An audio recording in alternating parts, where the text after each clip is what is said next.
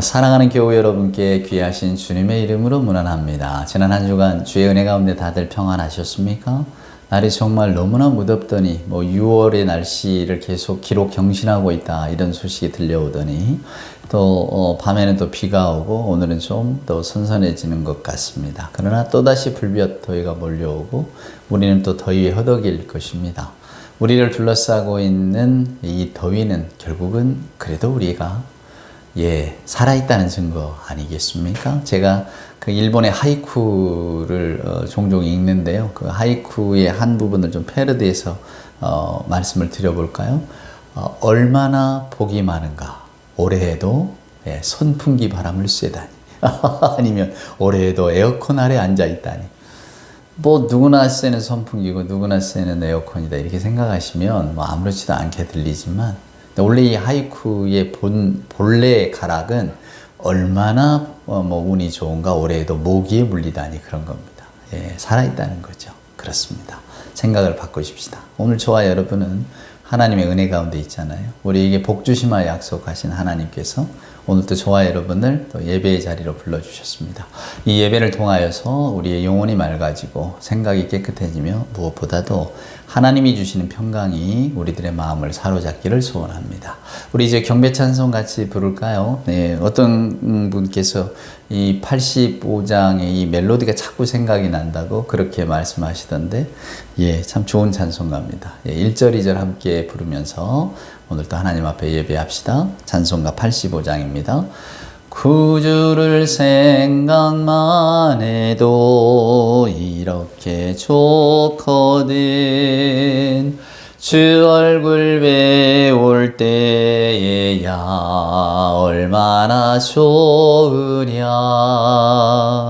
만민의 구주 예수의 귀하신 이름은 천지에 있는 이름 중 비할 데 없도다. 아멘. 사도신경으로 우리들의 신앙을 고백합니다. 전능하사 천지를 만드신 하나님 아버지를 내가 믿사오며 그 외아들 우리 주 예수 그리스도를 믿사오니 이는 성령으로 잉태하사 동정녀 마리아에게 나시고 본디오 빌라도에게 고난을 받으사 십자가에 못 박혀 죽으시고 장사한 지 사흘 만에 죽은 자 가운데서 다시 살아나시며 하늘에 오르사 전능하신 하나님 우편에 앉아 계시다가 저리로서 산자와 죽은 자를 심판하러 오시리라. 성령을 믿사오며 거룩한 공회와 성도가 서로 교통하는 것 죄를 사하여 주시는 것과 몸이 다시 사는 것과 영원히 사는 것을 믿사옵나이다. 아멘. 성시를 교독합시다. 오늘 교독할 성시는 교독문 28번입니다. 우리 시편 63편 찬송가 뒤에 있는 교독문 28번 우리 한 절씩 교독합시다.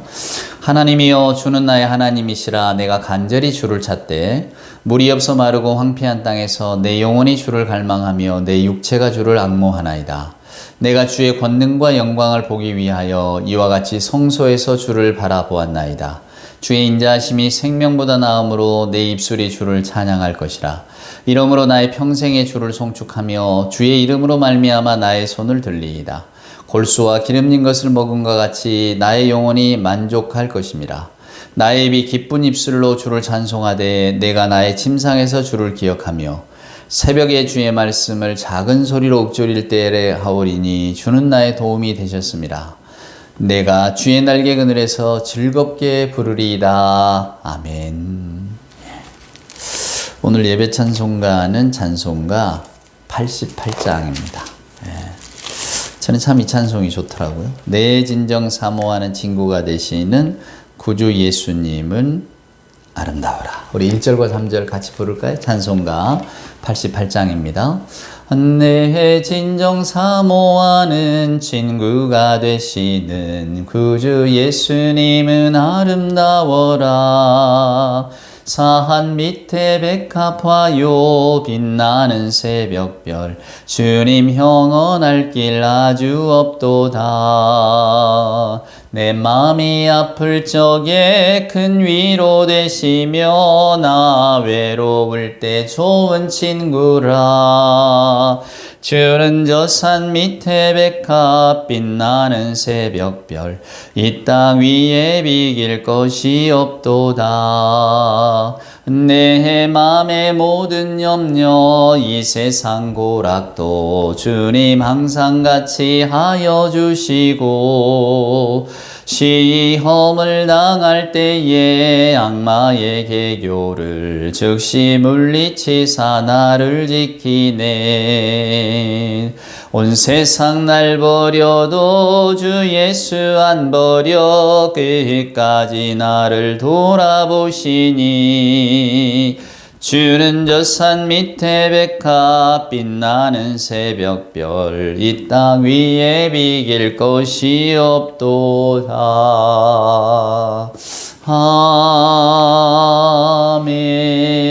아멘. 기도합시다. 사랑과 은총으로 함께 하시는 아버지 하나님 감사합니다. 오늘 이 아침 저희들 가운데 오셔서 세상에 때로 물든 마음 가라앉혀 주시고 욕심에 휘둘리던 생각들 또 삶의 모습들 오늘 이 시간 하나님 앞에 다 고백해 하시며 무엇보다 정결하신 주 예수 그리스도 보혈의 피로써 우리들의 속마음을 씻어 주시고 진실로 하나님이 기뻐하시는 삶이 어떤 것인가를 이 시간 곰곰이 생각해 하여 주시옵소서. 주의 성령께서 함께 하셔서 저희 한 사람 한 사람 영혼을 맑게 하여 주옵시고 저희들의 삶이 하나님 앞에서 어떻게 해야 바로 설 수 있는가를 고민하는 또한 예배의 시간 되게 하옵소서. 아버지 하나님 저희들의 가정을 위해서 기도합니다. 사랑으로 저희들 가정에 오셔서 저희들의 가정을 축복하여 주시고 강건한 몸 마음도 주시고 또 살아가는 문제 속에서 먹고 사는 부분이 모자라거나 부족해서 그 마음의 속상함이 찾아들지 않도록 주여 우리들의 생업 또한 지켜주옵기를 간절히 소원합니다.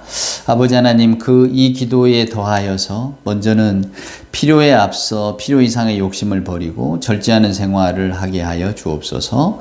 물질적인 풍요를 구하는 기도 위에 정신적인 풍요를 더하게 하시고 이웃을 위하여 희생하고 또한 이웃과 함께 아파하는 그 이웃을 돌보는 우리 모두가 될 수 있도록 주님 함께하여 주시옵소서. 아버지 하나님 나로 한정 짓는 것에서 올해는 벗어날 수 있도록 주여 도와주시고 내가 하고자 하는 일들만 이루어 달라고 간구하기보다 하나님이 기뻐하시는 일에 나를 써달라고 간절히 기도하는 그런 올 한 해가 될 수 있도록 주님 함께하여 주시옵소서. 주님의 평화를 우리 모두에게 주시옵소서. 우리들의 가정에 주시고 우리들의 일터에 주시고 우리들의 교회에 주시고 우리가 몸담고 살아가는 모든 사람들과의 모임 가운데 우리 주 예수 그리스도의 평강이 자료할 수 있도록 너희는 평안하라고 주신 말씀이 항상 살아 움직일 수 있도록 주님 함께하여 주옵소서. 다 알지는 못하지만 개개인의 형편들 사정들 주님 아실 줄 믿사오매 가장 좋은 것으로 주실 줄 믿사옵고 우리 구주 예수 그리스도 귀하신 이름으로 간절히 기도드리옵나이다. 아멘. 오늘 우리에게 주시는 하나님의 말씀 우리 창세기 4장에 있는 말씀을 한번 보도록 하겠습니다. 창세기 4장 13절 말씀부터 읽어볼게요. 가인이 여호와께 아뢰되 내 죄벌이 지기가 너무 무거우니이다. 주께서 오늘 이 지면에서 나를 쫓아내시온즉 내가 주의 낯을 배웁지 못하리니 내가 땅에서 피하며 유리하는 자가 될지라 물은 나를 만나는 자마다 나를 죽이겠나이다. 여호와께서 그에게 이르시되 그렇지 아니하다. 가인을 죽이는 자는 벌을 7배나 받으리라 하시고 가인에게 표를 주사 그를 만나는 모든 사람에게서 죽임을 면하게 하시니라. 가인이 여호와 앞을 떠나서 에덴 동쪽 놋 땅에 거주하더니. 가인과 아벨 이야기를 한 번 더 드려보려고 합니다. 왜 성경을 읽다 보면 오래도록 기억에 남는 이야기가 있잖아요. 그리고 정말로 하나님께서 우리에게 이 말씀을 통해서 무엇을 들려주고 싶었을까? 이렇게 이제 의문이 가는 이야기들 말입니다. 궁금해지는 이야기. 꼬리에 꼬리를 무는 이야기라고나 할까? 저에게는 뭐 많은 이야기가 있습니다만 특별히 가인과 아벨 이야기도 참 그 생각할 거리가 많은 본문입니다. 그래서 오늘 여러분들도 신앙의 이야기이기도 하지만 또 저와 여러분의 삶 이야기이기도 하니까 오늘 이 이야기를 한번 주의 깊게 들어보시기를 바랍니다. 마지막 읽었던 우리 16절에 보면 가인이 여호와 앞을 떠나서 에덴 동쪽 놋 땅에 거주했다. 물론 지금은 놋 땅이 어딘지 모릅니다. 근데 에덴의 동쪽이라고 하는 구체적인 지명을 밝히고 있는 거죠. 여러분 에덴의 동쪽 하면 뭐가 떠오르십니까? 제임스 딘? 이제 뭐 그 제임스 딘을 알 정도면 뭐랄까 MZ세대는 아니죠. 훨씬 그 이전 세대. 저도 뭐 주말의 명화 이런 데서 에덴의 동쪽 영화를 본 적은 있습니다만은 뭐 제임스 딘이 얼마나 유명했는지는 나중에 알았고요. 근데 그 에덴의 동쪽이라는 영화가 있었어요. 그게 바로 이 가인과 아벨 이야기를 이렇게 변주한 겁니다. 변주한 이야기. 그래서 이제 그 영화에 보면 원래는 존 스타인백이라고 하는 분의 소설인데요. 소설을 이제 영화했는데, 그러니까 소설이 영화가 됐는데 실은 이 소설은 성경에서 그 모티브를 따왔고 뭐 이런 겁니다. 그래서 여러분도 이제 뭐 유명한 문학 작품이나 또 영화를 이렇게 보시면은 그 성경에서 모티브를 딴 게 참 많아요. 오늘 이 가인과 아벨 이야기도 그렇습니다. 그래서 그 주인공 이름도 보면 아버지는 아담이고 주인공이 세 사람인데요. 아버지, 그 다음에 두 아들, 뭐 칼이고 뭐 아론이고 막 이렇습니다. 그러니까 이름을 다 성경에서 이렇게 따온, 아론은 아벨일 것이고 칼은 가인일 것이고 아담은 뭐 그의 아버지니까 그렇습니다. 그러니까 그 내용은 이렇습니다. 원래 이 아담이라고 하는 아버지에게 두 아들이 있는데 이제 아버지는 큰 아들을 편애하는 거죠. 그러니까 작은 아들은 아버지 사랑을 받고 싶지만 아버지 사랑을 잘 못 받는 겁니다. 되게 속상하죠. 그래서 어떻게 하면 아버지 사랑을 받을 수 있을까? 근데 이제 아버지는 자기보다는 큰형을 더 마음에 들어하고 큰형을 사랑합니다. 그래서 이제 이 둘째 아들이 아버지 사랑을 얻고 싶어서, 근데 그게 잘 안 되니까 이제 분한 마음에 이제 형을 촉발하게 되고, 그 어머니가 집을 나갔는데 실은 우리 어머니가 뭐 술집 마담으로 살고 있다. 뭐 이런 이야기를 형에게 들려줍니다. 그러니까 성격이 고지식하고 또 하여간 굉장히 좀 뭐랄까 성실하고 또 한편으로는 좀 엄격한 스트릭한 면이 있는 이 형은 우리 엄마가 지금 그런 일을 하고 있단 말이야. 너무 충격을 받습니다. 그리고는 그냥 그때 당시 이제 전쟁이 있었는데 전쟁터에 나가요. 직접 자원해서. 근데 결국 전쟁터에서 전사를 합니다. 그러니까 이제 아버지 입장에서 보면 이 둘째가 더 미울 것 아닙니까? 내가 사랑하는 큰아들, 항상 사고 뭉친 둘째보다는 성실하고 아버지 뜻을 잘 헤아리는 이 큰아들을 내가 사랑했는데 큰아들이 작은아들의 간궤에 빠져서 결국 충격받고 전쟁 나갔다 죽어버렸으니 이 작은아들, 그렇지 않아도 미운 이 작은아들이 좋아 보일 리가 없죠. 근데 나중에는 이제 이 아버지와 아들이 화해하는 이야기입니다. 그러니까 저도 그 영화를 이렇게 보면 가인과 아벨 이야기도 있죠. 누가복음 15장에 그 뭐죠? 두 아들 이야기 있지 않습니까?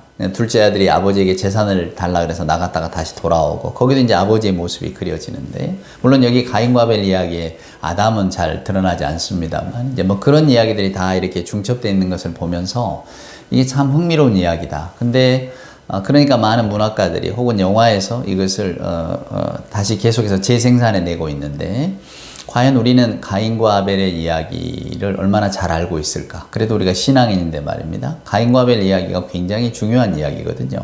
제가 16절에 읽었던 것처럼 왜 에덴의 동쪽이라고 표현했을까? 왜 거기에서 이제 가인이 살게 됐다고 말을 했을까? 이걸 먼저 생각해 봐야 되는 겁니다. 여러분, 에덴은 하나님의 통치가 이렇게 머무는 곳입니다. 에덴이라고 하는 이름 자체가 조이풀, 기쁨이거든요.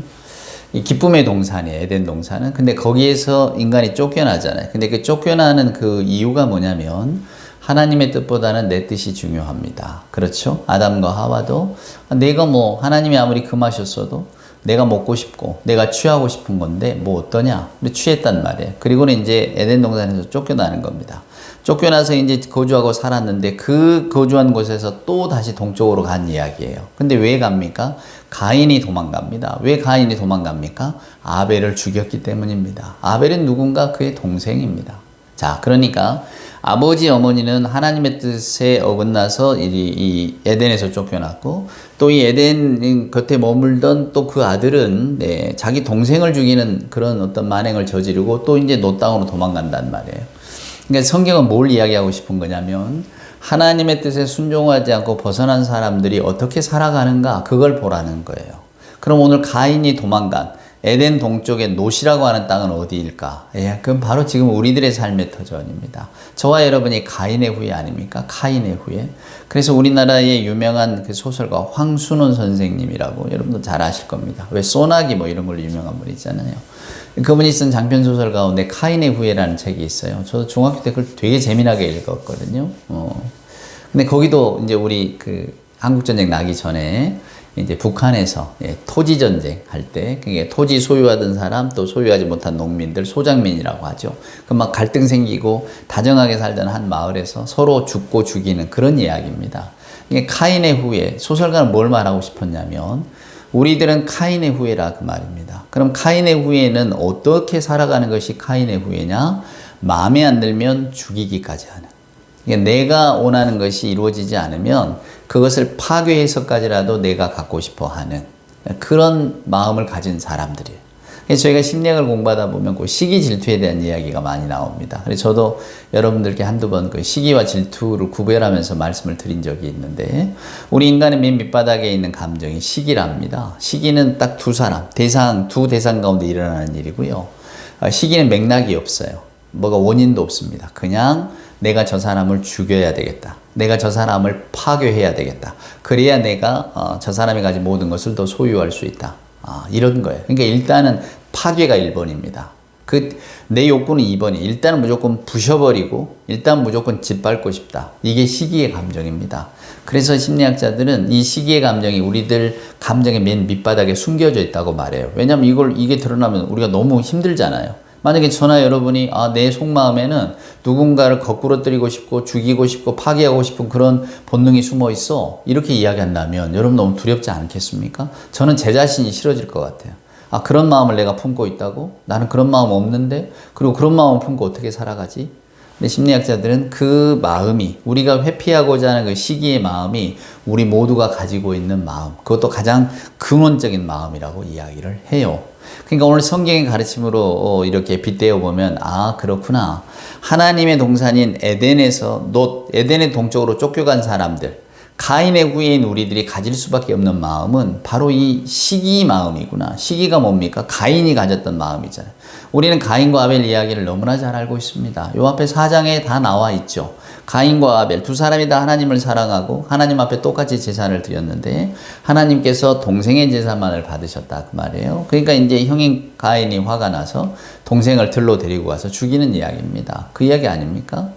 이 이야기 속에는 형제 간의 갈등도 들어있고 가장 중요한 것은 사랑과 인정의 욕구는 어떻게 해서든지 채워져야 하는구나 라고 하는 것을 우리가 느끼게 됩니다. 그래서 유명한 그 정신분석학의 창시자인 프로이드는 무슨 이야기를 하냐면 우리가 가지고 있는 본능적 욕구, 그걸 이드라고 합니다. 본능적 욕구는 유기체가 죽어야만 끝이 난다. 그러니까 우리가 가지고 있는 그 본능적인 욕구는 우리가 죽어야만 끝이 나는 거예요. 이게 절대로 없어지지 않는다는 뜻입니다. 근데 그 본능적 욕구가 뭡니까? 가장 밑바닥에 있는 게 사랑과 인정의 욕구입니다. 내가 사랑받고 싶고 내가 인정받고 싶고 내가 누군가에게 사랑을 주고 싶고 사랑을 받고 싶은, 그러니까 내 중심적인 생각 속에서 내가 온전해지는, 어쩌면 좋은 감정일 수 있죠. 그러나 그 감정이 뭐하고 맞닥뜨리면, 뭐하고 이렇게 접합이 되면, 시기하는 마음과 접합이 되면 나보다 더 인정받는 누구를 내가 받아들이지를 못하는 겁니다. 저 사람이 나보다 더 사랑을 받는다고 내가 견디지를 못하는 거예요. 오늘 꼭 가인이 그랬습니다.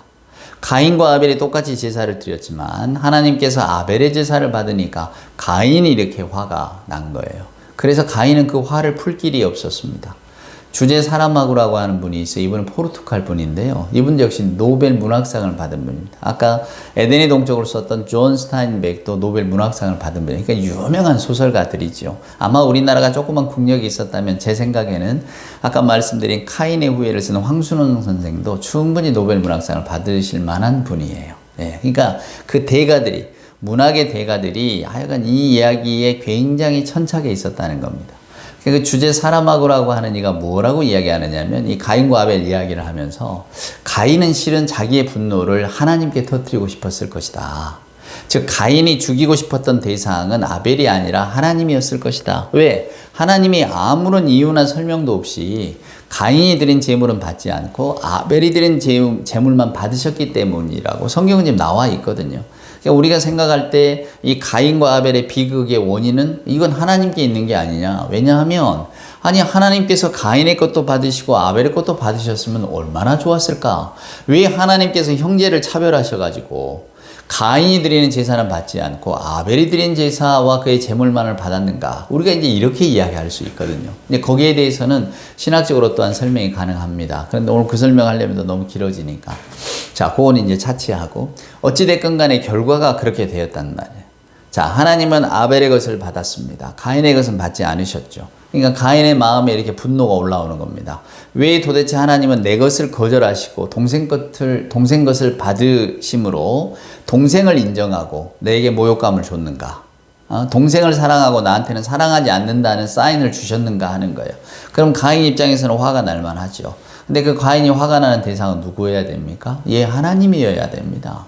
하나님이 내 재물을 안 받아주셨고 하나님이 동생과 나를 차별적으로 대하셨고 그래서 나는 분노를 당신에게 풉니다 해야 되는데 가인이 그 분노를 풀기에는 하나님이라고 하는 존재는 너무나 크잖아요.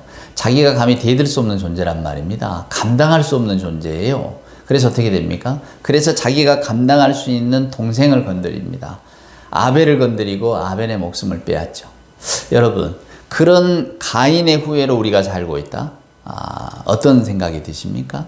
우리가 지금 살고 있는 이 땅은 분명코 에덴의 동쪽입니다. 하나님 없이 살아가는 땅이에요. 근데 그 하나님 없이 살아가는 땅의 어떤 특징 중에 하나는 내가 사랑받고 내가 인정받고, 그러나 내 사랑과 인정의 욕구가 채워지지 못하면 나보다 더 사랑받고 인정받는 존재를 파괴해서라도 내가 그것을 빼앗아오는 약육강식이라고 해야 될까요? 뭐라고 해야 될까요?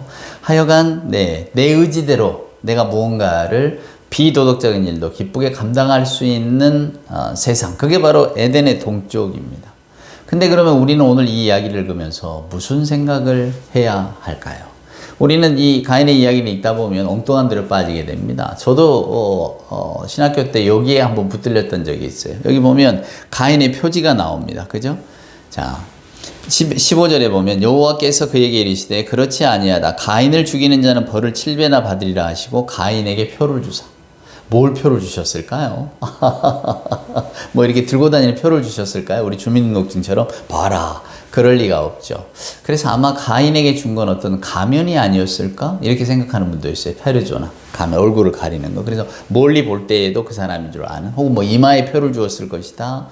여러 가지 말들이 있습니다. 정답은 몰라요. 가인의 표지가 뭔지 모릅니다. 그러니까 우리만 궁금한 게 아니라 오늘은 자꾸 제가 세계적으로 유명한 분들 소설을 끌고 오는데 헤르만 헤세 너무 잘 아시죠? 그분이 쓴 데미안이라는 책에 보면 그 이야기가 나옵니다. 데미안이 이제 그 이야기를 들려주는 거예요. 가인의 표지가 뭔지 아느냐 그러면서 말입니다. 아마 가인의 표지는 누구나 다 이렇게 존경하고 우러를 만한 어떤 그 사람이 가지고 있는 아우라가 아니었을까? 그러니까 키가 컸다든지 아니면 아주 얼굴에 광채가 났다든지 아니면 어떤 놀라운 기술을 가지고 있고 힘을 가지고 있어서 아무나 그를 해할 수 없는 아마 그런 게 아니었을까 이렇게 추측하기도 합니다. 우리는 가인의 표지가 뭔지 모릅니다. 고대 세계에는 왜 우리 전쟁할 때 못 알아보게 하려고 막 얼굴을 가리잖아요. 원시인들이 실은 막 이렇게 가리는 것은 그 프레이저의 책에 보면 이렇게 이야기가 나옵니다. 원시인들은 사람이 육신이 죽으면 영혼이 복수를 한다고 생각을 했대요. 그러니까 이렇게 전쟁을 할 때 얼굴에 뭘 바르는 겁니다. 그래서 나에게 내가 죽인 이 사람의 이 홀령이 나에게 공격을 못하도록 내 얼굴을 못 알아보려고. 그러면서 이제 우리가 그렇구나 라고 하는 것이 우리나라 옛적의 말입니다, 여러분. 왜 특별히 사람이 죽고 그러면 여자들 머리를 풀고 곡을 합니다. 근데 왜 머리를 풀고 머리를 가리고 이렇게 얼굴을 가리고 곡을 할까? 근데 그런 거라네요. 옛적에도 그 원혼 이야기가 있어서 이렇게 해코지를 한답니다. 자기에게 못되게 군 사람. 그래서 그걸 못 알아보게 하려고 얼굴을 가린대요. 머리를 풀어서. 믿거나 말거나 합니다. 근데 한때는 이런 이야기들이 굉장히 진지하게 받아들여진 때가 있었습니다. 그러면서 이제 어차피 인류 역사가 발전하는 거겠죠. 자, 어찌됐건. 가인의 표지가 뭔지 우리는 몰라요. 근데 거기에 궁금증을 가지시고 야 이게 뭐야? 라고 하시면 또 엉뚱한 길로 가게 되는데, 자, 오늘 제가 말씀드리고 싶은 것은 이겁니다. 가인과 아벨의 이야기를 통해서 하나님께서 정말로 우리에게 하고 싶은 이야기가 뭘까라는 거예요, 여러분. 뭘까요? 결국은 형제 우애, 형제 사랑, 서로 사랑해라. 이런 거 아닐까요? 그러니까 하나님의 품을 벗어나서 에덴의 동쪽으로 가버린 사람들의 마음속에 제일 먼저 회복해야 될 것은 바로 이 사랑과 받아들임의 마음이다라는 겁니다. 그러고 보면 우리 하나님께서 저와 여러분을 항상 찾아오셨잖아요. 성경은 찾아오시는 하나님에 대한 이야기인데, 제가 지난주에도 말씀드렸듯이 우리가 요청하고 우리가 간절히 원해서 어떤 그 하나님상을 만드는 게 아니라, 우리는 전혀 알지 못하고 짐작조차 못하는데 하나님께서 우리를 이렇게 찾아오셨다. 이게 바로 성경의 이야기거든요. 그러니까 우리는 하나님을 전부를 알 수는 없어요. 단지 성경이 하나님이 이렇게 찾아오셨다는 것을 우리에게 들려줄 때, 저나 여러분이 이 말씀을 읽으면서 아, 하나님께서 우리를 이렇게 찾아오셨군요 라고 하는 겁니다. 그걸 깨닫는 거죠. 그러니까 결국 오늘 이 본문은 가인과 아벨의 이야기가 들려주는 게 뭐냐 그 말이에요. 그것은 에덴의 동쪽과 에덴의 비교인데, 이제 이 사람들, 가인의 후예는 에덴의 동쪽에 삽니다. 그러면 에덴의 동쪽에 사는 사람들과 에덴에 사는 사람들의 차이가 뭐냐 이거예요. 바로 하나님의 사랑을 아느냐 모르느냐입니다. 하나님의 사랑의 신뢰를 보내고 있느냐 보내지 못하고 있느냐예요. 그럼 우리는 어느 쪽에 속할까요? 하나님의 사랑의 신뢰를 보내고 있는 자? 아이, 천만에요. 그럴 것 같으면 제가 여쭤봤겠어요. 우리들은 하나님의 나라를 동경은 하지만 여전히 에덴의 동쪽에서 하나님의 말씀과는 정반대적인 삶을 살아가는 행태를 가지고 있습니다. 여러분 시편에 보면 시편 133편에 형제와 연합하여 동거함이 어찌 그리 아름다운고 이런 얘기가 나옵니다. 그래서 보통 남전도에 무슨 헌신 예배 아니면 무슨 교인 체육대회 같은 거 하면 이 문구를 많이 붙여놓거든요. 형제가 연합하여 동거함이 어찌 그리 아름다운가. 오늘 우리가 지금 한마음으로 연합이 됐다는 거죠. 맞습니다. 거기에 쓰이는 구절 맞습니다. 근데 그 뉘앙스를 보면요, 여러분, 형제가 연합하여 동거함이 어찌 그리 아름다운고, 그 말은 지금 형제들이 연합하고 같이 거하니까 얼마나 좋으냐 이런 이야기가 아니고, 형제가 연합하여 동거한다는 것이 얼마나 어려운 줄 아느냐 그 말이에요. 연합하기만 하면 보기 좋은데 그거 참 어렵다는 겁니다. 그러니까 형제가 연합하여 같이 더불어 있는 것 자체가 너무 좋은 이야기인데, 우리가 과연 그걸 이룰 수 있을까? 그게 시편의 뜻이에요. 우리는 그걸 이루어야 되는데 우리가 과연 이룰 수 있을까? 라는 겁니다. 가인과 아벨 이야기도 마찬가지입니다. 저나 여러분은 자기 중심성을 가지고 있습니다. 그리고 자기 오름대로 살아요. 저도 여러분도 이건 내가 옳다라고 생각하기 때문에 행동할 겁니다. 누구를 두루두루 살펴서 내가 좀 잘못될 수 있다 이런 생각을 하기에는 우리는 아직은 덜 미숙한 사람들이죠. 그리고 나와 무관한 일이라든가 아니면 내가 양보하거나 포기해도 되는 일에 대해서는 우리는 때때로 굉장히 당신 좋을 대로 하시오라고 하는 관용의 정신을 베풉니다. 근데 나하고 조금이라도 관계가 있거나 내가 놓치기 어려운 사안을 만나게 되면 우리는 그 의견 다 필요 없고 내 의견을 따라주세요 이렇게 말을 합니다. 그래서 필연적으로 우리들의 모임, 인간들의 만남 가운데에는 갈등이 있을 수밖에 없습니다. 여러분, 가인이 말입니다. 우리가 이 사장을 읽어보면 가인이 하나님께서 자기 제사를 받지 않았고 아들의 제사만을 받았다고 느끼는 순간에 굉장히 분노합니다. 막 화가 머리끝까지 올라와요. 근데 하나님께서 그런 가인을 아시고 가인에게 뭐라고 말하냐면, 죄가 문 앞에 기다리고 있겠지만 너는 그 죄에게 잡아먹히지 마라. 너는 그 죄를 그만두지 말라. 이렇게 이야기를 하세요. 죄가 문 앞에 엎드리고 있지만 너는 죄를 다스려야 된다. 요 말을 합니다. 아까 제가 에덴의 동쪽 이야기 해드렸잖아요. 에덴의 동쪽. 거기 보면 이제 제임스 댄이 둘째 아들로 나오는데 자기가 고자질 했잖아요. 큰형에게. 큰형, 우리 엄마는 저기서 몸 파는 여자가 돼버렸어. 술집을 운영하는 마담이 돼버렸어. 막 그런 식으로 폄하를 합니다. 그러니까 형이 굉장히 이렇게 충격을 받고, 그리고 그것 때문에 아주 속상해하고 결국은 나가서 뭐 이렇게 굉장히 어려움을 당하게 되는데요. 그 아들을 용서하기가 쉽겠습니까? 그 아버지 입장에서는 자기가 사랑하고 후계자로 생각했던 큰아들이 동생이 전하면 안 될 말을, 그러니까 하지 않았어야 될 말을 함으로써 충격을 받고 전쟁터에 나가다 죽어버린 거잖아요. 분노가 막 올라오죠. 근데 나중에는 결국은 이 둘째 아들과 화해를 하게 되는데, 그때 둘째 아들과 화해를 하면서 자기는 죽어갑니다. 근데 유언처럼 남기는 말이 팀쉘이라는 히브리어입니다. 팀쉘, 다스리라는 뜻이거든요. 팀쉘, 빠지지 말라, 다스려라. 성경의 가르침과 똑같은 거죠. 너는 앞으로는 그런 죄의 굴레 속에 빠지지 마라. 경계하라. 우리에게 들려주시는 하나님의 말씀도 마찬가지입니다. 지금 문 밖에 나가면 죄가 이렇게 너를 겨냥하고 있을 텐데 거기에 물들지 말라고. 그럼 죄는 뭘까요? 여러분 멀리 가지 마십시다. 죄를 우리 머릿속으로 생각하지 마십시다. 오늘 이 가인과 아벨의 이야기에 등장하는 죄는 나와 다름을 인정하거나 받아들이지 못하고 심지어는 내가 가지지 못한 것을 저 사람이 가지고 있기 때문에 나는 저 사람을 파괴해서라도 저것을 뺏어와야 되겠다라고 하는 우리의 가장 근본적인 욕구, 갈망의 욕구, 없어지지 않는, 우리가 죽을 때까지 없어지지 않는다고 정신의학자들이 이야기하는 바로 그 욕구에 대한 일입니다. 우리는 이것을 다스릴 줄 알아야 되고 바로 볼 줄 알아야 됩니다. 이 욕구가 가리키는 바가 뭡니까? 에덴의 동쪽에 거주하는 인간들이 살 길이에요. 그 인간들이 살 길이 뭔가요? 예, 서로가 서로에게 인정받고자, 서로가 서로에게 사랑받고자 라고 하는 겁니다. 나만 바라봐줘, 나만 사랑해줘. 예, 이런 그 마음가짐이 그 밑바닥에 깔려 있는 거죠. 우리가 흔히 나르시시즘이라고 하잖아요. 자기중심주의. 내가 최고로 잘났어요. 여러분 어린아이들을 보면 0세에서 한 8개월, 9개월까지 그가 이제 엄마 젖을 먹는 시기까지는 바로 이 전능감의 시기라고 합니다. 무슨 이야기냐면 배가 고프면 울어요. 그러면 무조건 어른이 젖을 주거나 뭐 기저귀를 갈아주거나 즉 울음을 가지고 울기만 하면 사람들은 다 자기를 도와줍니다. 그러니까 자기 전능감이 생기는 거죠. 자기 효능감이 생기는 거. 아, 내가 원하는 게 있으면 나는 울기만 하면 되는구나. 근데 이제 9개월, 10개월 지나서 이빨 나고 이유식 시작하고 그러면 뭘 합니까? 이제 배변 훈련도 해야 돼. 엄마 아빠가 이제 거절하는 이야기도 나한테 해. 내가 뭘 하고 싶어요 하면 안 돼 이야기하기도 하고 또 응가도 마음대로 하면 안 돼. 꼭 정해진 자리에다 해야 돼. 이게 배변 훈련이잖아요. 이제 그런 것들을 받으면서 자기가 가지고 있는 이 전능성이 조금씩 훼손이 됩니다. 그리고 이제 건강하게 되는 거죠. 건강한 게 뭡니까? 나는 어쩔 때는 전능하기도 하지만 어쩔 때는 한참 모자라기도 해. 저와 여러분, 나는 어쩐 장점은 크게 가지고 있지만 나는 단점도 커. 이걸 인정하는 사람이 건강한 사람이고 성숙한 사람이에요.